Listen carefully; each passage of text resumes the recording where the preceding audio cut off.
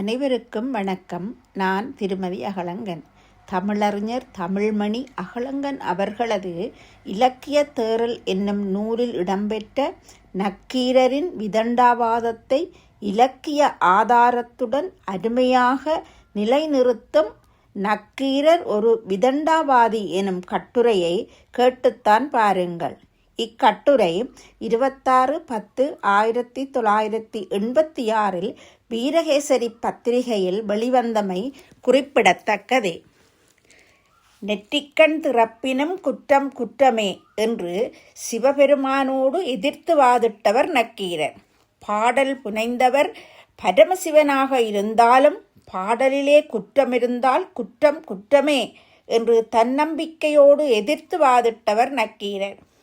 விருப்பு வெறுப்புகளுக்கு அப்பாற்பட்டு தான் அன்றாடம் வழிபடும் இறைவன் கூட குற்றம் செய்தால் அது குற்றமானதே என்று மிகவும் சாதுரியமாக வாதிட்டவர் நக்கீரர். ஆண்டவனை விட தமிழ் கவிதையின் செம்மையே சிறந்தது என்று வாதிட்டவர் நக்கீரர். இப்படியாக பல வகைகளில் நக்கீரரை பலரும் புகழ்ந்து கொண்டே இருக்கின்றார்கள். பலர் தமது புனைபெயரை கீரனென்றும் நக்கீரனென்றும் வைத்துக்கொண்டு குற்றம் கடிந்து குணத்தை போற்றதே தமது பெரும் நோக்கமென்று கூறிக்கொள்கின்றார்கள். இந்த நக்கீரனின் உண்மைத்தன்மை என்ன, இவர் எப்படிப்பட்டவர் என்பவற்றை உரிய முறையில் அறிந்து கொள்ளச் செய்வதே இக்கட்டுரையின் நோக்கமாகும்.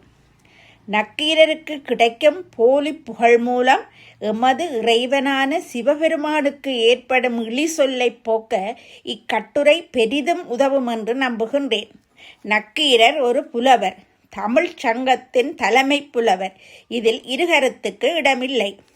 சிவபெருமானோடு விவாதம் செய்து தெளிவு பெறுவதற்கு முன் நக்கீரர் பொறாமை பிடித்தவராக இருந்தார், அதாவது அழுக்காறு கொண்டவராக இருந்தார். விதண்டாவாதம் செய்வதிலே சமர்த்தராக தற்பெருமையும் ஆணவமும் கொண்ட புலவராக இருந்தார். நக்கீரர் போதிய தமிழ் இலக்கண அறிவின்றி வழிச்சொல் வளாநிலைச்சொல் வேறுபாடு புரியாது சிவபெருமானோடு விதண்டாவாதம் செய்தவர் என்பதை அறிந்தால் பலர் ஆச்சரியமடைவீர்கள். இந்த கருத்துக்களை வலியுறுத்த நாம் இவ்விடயத்தை சற்று ஆழமாக காமம் செப்பாது ஆராய்வோம். சிவபெருமான் மதுரையிலே செய்த திருவிளையாடல்களை தமிழிலே பாடியவர்களுள் தலையாய புலவர் பரஞ்சோதி முனிவரே என்பது அறிஞர் கருத்து. பரஞ்சோதி முனிவர் பாடிய திருவிளையாடற் புராணமே இக்கட்டுரையின் ஆதாரமாகின்றது. சண்பக பாண்டியனின் சந்தேகம். வங்கிய சூடாமணிமாறன் என்னும் பெயர் கொண்ட பாண்டியன் மதுரையை அரசாண்ட காலத்திலே அவன் சோமசுந்தர பெருமானை மலர்களால் அர்ச்சித்து வழிபட விரும்பி ஒரு பெரிய நந்தவனத்தை அமைத்தான். அங்கே பலவிதமான பூமரங்களும் செழித்து வளர்ந்து பூத்து குலுங்கின. சண்பக மலர்களிலே பெரும் விருப்பம் கொண்ட பாண்டிய மன்னன் சண்பக மலர்களை கொண்ட தனியான ஒரு பூஞ்சோலையையும் அமைத்தான். சண்பக மலர்களை கொண்டு மாலை கட்டி சோமசுந்தர பெருமானுக்கு சாத்தி வழிபட்டான். வண்டு மொய்க்கும் முன்பே சண்பக மலர்களை பறித்து இண்டை, தொடை, தொங்கல், தாமம், கண்ணி என்ற பல வகைகளிலே மாலை கட்டி இறைவனுக்கு சூட்டினான். தனது மலர் மாலையால் அலங்கார காட்சி தரும் சோமசுந்தர பெருமானின் பேரழகு கோலத்தைக் கண்டு ஆனந்தமடைந்தான். சண்பக மலர் மாலையால் அழகு காட்சியளித்த இறைவனை சண்பக சுந்தரர் என்று பெயரிட்டு வழிபட்டு மகிழ்ந்தான். சிவபெருமானுக்கு சண்பக மலர் மாலை சாத்தி வழிபட்ட காரணத்தினால் வங்கிய சூடாமணிமாறன் என்ற பெயர் கொண்ட பாண்டிய மன்னன் சண்பகமாறன் என்ற சிறப்பு பெயரை பெற்றான். இளவேனிற் காலத்தில் ஒரு நாள் சண்பகமாறன் தனது துணைவியோடு பூஞ்சோலையிலே இருந்தபோது ஒரு திவ்ய வாசம் அவனது மூக்கை துளைத்தது. பல வகை மலர்களையும் கொண்ட நந்தவனத்தோடு நன்கு பரிட்சயமான பாண்டிய மன்னனுக்கு அன்று தென்றல் கொண்டு வந்த வாசம் ஒரு புதுமையான தெய்வீக மனம் பொருந்திய வாசமாக தெரிந்தது. வெவ்விய வேளாண் வீசும் வாசம் மோந்து இது வேறு திவ்விய வாசமாக இருந்தது. தென்றல் காவில் வவ்விய வாசமன்று, காலுக்கும் வாசமில்லை, எவ்வியல் வாசமேயோ இது என எண்ணம் கொள்வான். வீசிய வாசத்தை முகர்ந்து இது ஒரு திவ்யமான வாசமாக இருந்தது. தென்றல் பூஞ்சோலையிலே பூக்களை அலைந்து கவர்ந்து வந்த வாசம் அன்று. காற்றுக்கும் தனியான வாசம் இல்லை. இது என்ன வாசமாக இருக்கும் என்று எண்ணினான். சிந்தித்தபடியே திரும்பி தன் தேவியை நோக்கினான். அவனது மனைவியான பாண்டிமாதேவியின் கூந்தலின் மணமும் காற்றிலே கலந்து வந்த மணமும் ஒன்றாக இருந்ததைக் கண்டு ஆச்சரியமடைந்தான். இந்த திவ்ய வாசம் வண்டுகளுக்கு தெரியாதோ என்று இரும்போது எய்தினான். பின்பு இந்த மணம் கூந்தலுக்கு இயற்கையானதோ அன்றி செயற்கையானதோ என்று ஐயம் கொண்டான். திரும்பி தன் தேவி தன்னை நோக்கினான். தேவி ஐம்பால் இரும்பித்தை வாசமாகி இருந்தது.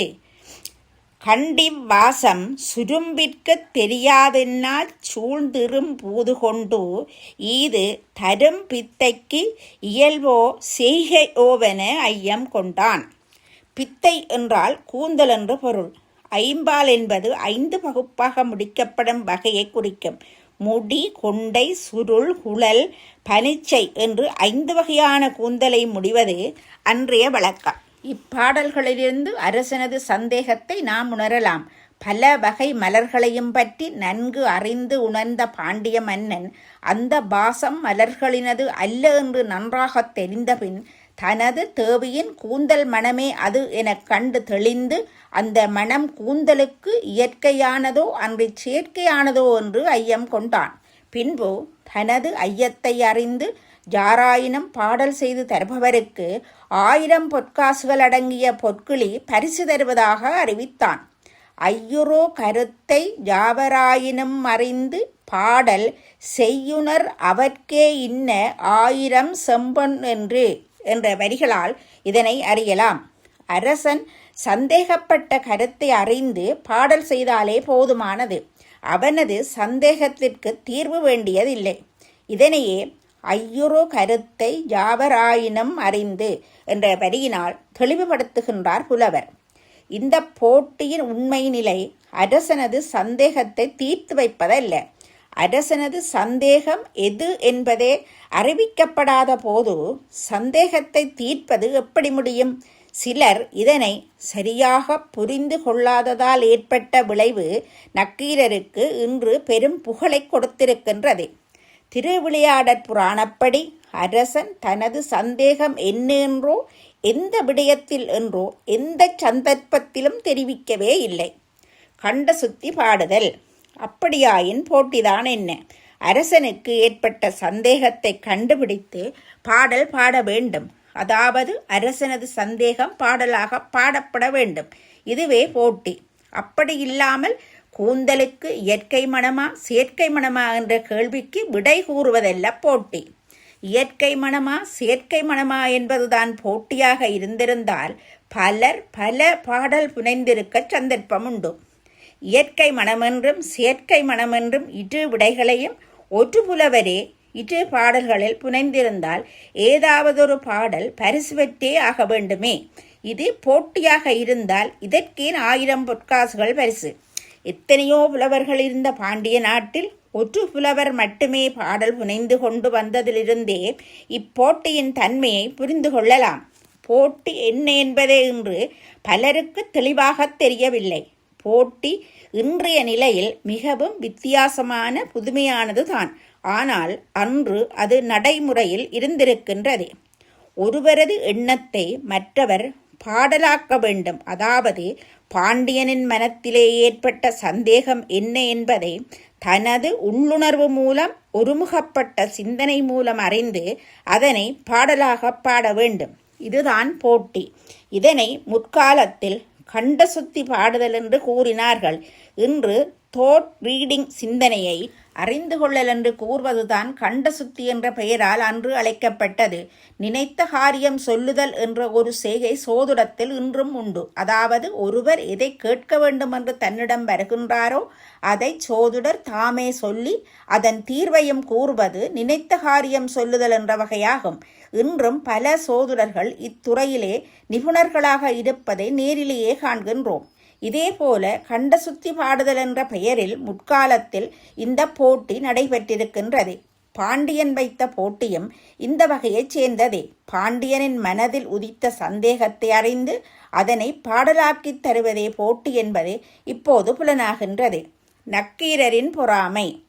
பாண்டியன் போட்டியை அறிவித்தான். பலரும் முயன்று பார்த்தனர். அரசனின் மனக்கருத்தை அறிய முடியவில்லை. சங்கப் புலவர்கள் தனித்தனியாக ஆராய்ந்தும் கண்டுபிடிக்க முடியாமல் ஒன்று சேர்ந்தும் ஆராய்ந்தனர். சங்கத்தார் எல்லாம் தம்மிற் தனித்தனி தேர்ந்து தேர்ந்து துங்கத்தார் வேம்பன் உள்ளம் சூழ் பொருள் துளாவி உற்ற பங்கத்தாராகி எய்த்து படருரு மனத்தரானார். இந்த வரிகளால் சங்கப் புலவர்கள் ஆராய்ந்து தோல்வி கண்டு கவலையடைந்த விதம் சொல்லப்பட்டுள்ளது. அவர்கள் ஆராய்ந்தது பாண்டியனது உள்ளஞ்சூழ் பொருள் என்பது பாடலில் இருந்து தெளிவாகின்றது. சங்கப் புலவர்கள் எல்லோரும் ஆராய்ந்தனர் என்பதிலிருந்து சங்கப் புலவர்களுள் தலையாயவரும் தலைமை புலவருமான நக்கீரரும் ஆராய்ந்தார் என்பது தெளிவு. அவர்கள் எவராலுமே அறிந்து கொள்ள முடியாதிருந்த சமயத்தில் தான் தருமி என்ற இளைஞன் பாடலோடு சபைக்கு வந்தான். தருமி மிக மிக சாதாரணமான ஒரு ஏழை கவிஞன். இவன் சிவபெருமானிடம் தனக்கு பாடல் புனைந்து தரும்படி முறையிடும் போது, ஐய யாவையும் அரிதியே கொலாம் வையை நாடவன் மனக்கருத்துணர்ந்து உய்ய ஓர் கவி உரைத்தெனக்கு அருள் செய் என்றே வேண்டுகின்றான். இங்கும் பாண்டியனின் மனக்கருத்துணர்ந்து என்ற சொல் பயன்படுத்தப்படுவதைக் கொண்டு போட்டியின் தன்மையை நன்கு புரிந்து கொள்ளலாம். சிவபெருமான் தருமிக்கு கொடுத்த பாடல் இதுதான். கொங்குதேர் வாழ்க்கை அஞ்சிறை தும்பி காமம் செப்பாது கண்டது மொழிமோ பயிலியது கெளிய நட்பின் மயிலியல் செறியெயிற் அறிவை கூந்தலின் நறியவும் உளதோ நீ அறியும் பூவே. பாடலை கொண்டு சென்ற தருமி சங்கப் புலவர்களுக்கு காட்டுகின்றார். புலவர்கள் பாடலிலேயுள்ள நயத்தை வியந்து பாராட்டினர். சொல்லின் செல்வமும் பொருளும் தூக்கியே நல்ல நல்லவென்று உவகை நண்ணினார். சங்கப் புலவர்களுக்கு பாடலின் சொல்வளமும் பொருள்வளமும் புரிந்ததே என்று இந்த பாடலுக்கும் அரசனின் சந்தேகத்திற்கும் உரிய தொடர்பு தெரிந்திருக்கவில்லை.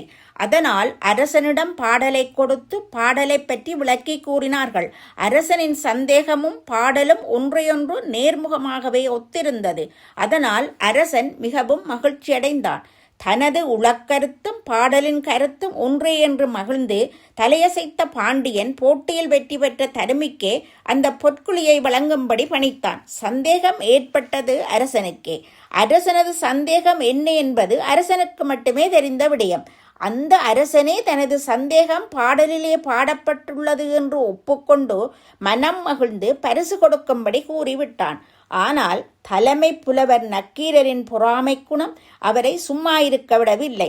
சங்கப் புலவர் பலரிருக்க தலைமை புலவராய் தானிருக்க சாதாரண சிறு கவிஞன் தங்களையும் விஞ்சிவிட்டானே என்ற அழுக்காறு அவரின் மனதை அரித்தது. பொறாமை குணங்கொண்ட புலவர் ஆனதால் நக்கீரர் தருமியின் வெற்றியை பொறுக்க மாட்டாமல் புழுங்கினார்.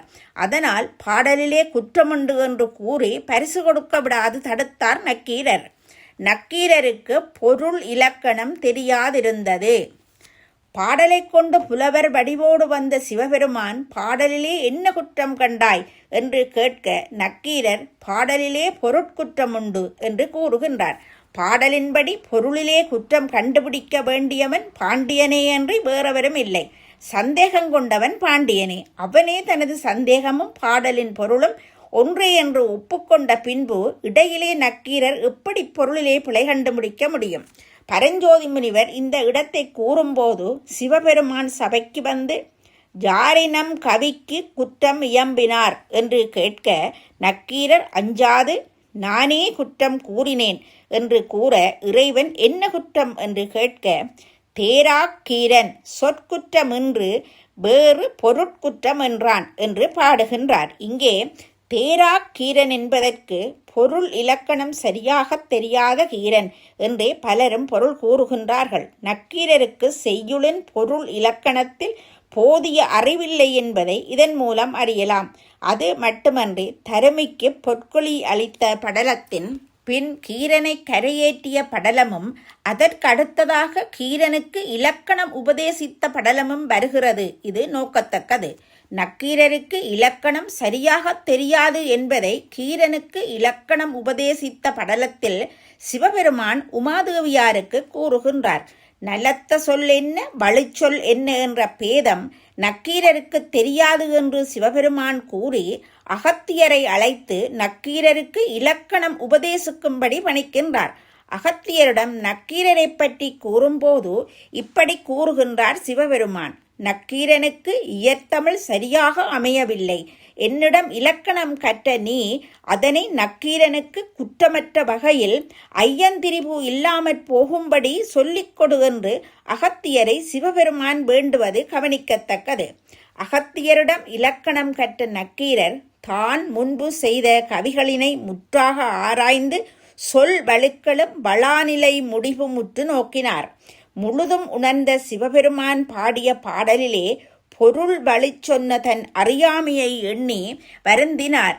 சிறிய கேள்வியோர் கழியவும் செருக்குடையோர் என்று அறிஞர் கூறிய பழஞ்சொல் என் அளவிலும் பலித்தது என்று வெட்கங்கொண்டார். நிரம்பாத கல்வியுடையவர்கள் மிகவும் செருக்குடையவர்களாக இருப்பார்கள் என்று அறிஞர்கள் கூறும் பழமொழி தன்னளவிலும் உண்மையாயிற்று என்று நக்கீரர் கூறுவதாக பரஞ்சோதி முனிவர் பாடுகின்றார். இதிலிருந்து நக்கீரர் போதிய பொருள் இலக்கண அறிவு இன்மையால் தான் சிவபெருமானின் பாடலிலே குற்றம் கண்டுபிடித்தார் என்பது தெளிவாகின்றது. நக்கீரரின் விதண்டாவாதம். சிவபெருமானின் கொங்குதேர் வாழ்க்கை என்ற பாடலில் கூந்தலுக்கு இயற்கை மனம் உண்டென்று குறிப்பிடப்படவே இல்லை. கூந்தலின் வாசத்தை விட நல்ல வாசம் கொண்ட பூவை நீ பார்த்திருக்கின்றாயா என்று வண்டிடங்கெட்பது போல்தான் பாடல் அமைந்திருக்கின்றது. அரசனின் சந்தேகமும் இதுவேதான். கூந்தல் மனமே ஏனைய மலர்களின் மனத்தை விட மேலானது என்பதே அரசனின் கருத்துமாகும். அதனால்தான் திவ்ய வாசம் என்று கூறுகிறான் பாண்டியன். திவ்ய என்பது தெய்வீக என்று பொருள் தரும் சொல்லாகும்.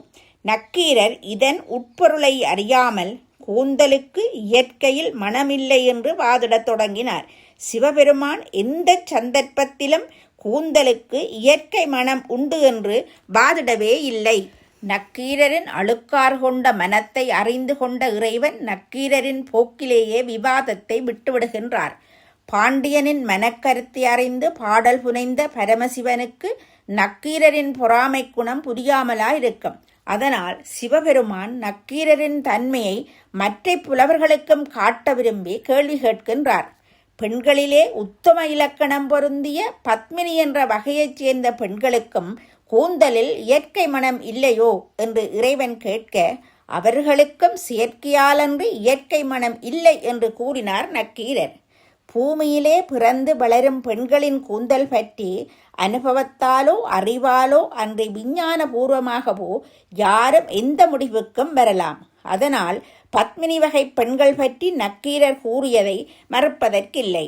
ஆனால் இறைவன் அடுத்ததாக கேட்கும் கேள்விக்கு நக்கீரர் சொல்லும் பதில் நக்கீரரின் விதண்டாவாதத்தை காட்டுவதாகவே இருக்கின்றது. தேவலோக மங்கையர் கூந்தலும் செயற்கை மனமே கொண்டது என்று நக்கீரரால் எப்படி சொல்ல முடியும்? அது மட்டுமல்லாமல் சிவபெருமானின் இடப்பாகத்தில் வீட்டிருக்கும் ஞான பூங்கோதையான உமாதேவியாரின் கூந்தல் பற்றி கூற நக்கீரருக்கு என்ன அருகதை இருக்கின்றது? உமாதேவியாரின் கூந்தலுக்கும் செயற்கை மனமே என்று சாதித்தார் நக்கீரர். இதனை பரஞ்சோதி முனிவர் இப்படி பாடுகின்றார். வெறுவிலான் சலமே முற்றச் சாதித்தான். சலம் என்றால் வஞ்சனை, விறகு எனப் பொருள்படும் வஞ்சனையான வார்த்தையையே கூறினார் நக்கீரர். நக்கீரரின் விதண்டாவாதத்தைக் கண்ட சிவபெருமான் தானே முழுமுதற் கடவுள் என்பதையும் தனது இடப்பாகத்தில் வீட்டிருக்கும் உமாதேவியாரின் கூந்தலை பற்றி நக்கீரரை விட தனக்கே அதிகம் தெரியும் என்பதையும் நிரூபிக்க விரும்பி தனது நெற்றிக்கண்ணை காட்டுகின்றார். அப்போதும் நக்கீரர் குற்றம் குற்றமே என்று விதண்டாவாதம் செய்தார்.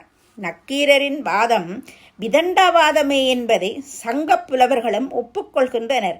நக்கீரர் நெற்றிக்கண் வெப்பத்தால் பொத்தாமரை குளத்தில் வீழ்ந்து கிடந்தபோது சங்கப் புலவர்கள் இறைவனை நோக்கி தொழுகின்றனர்.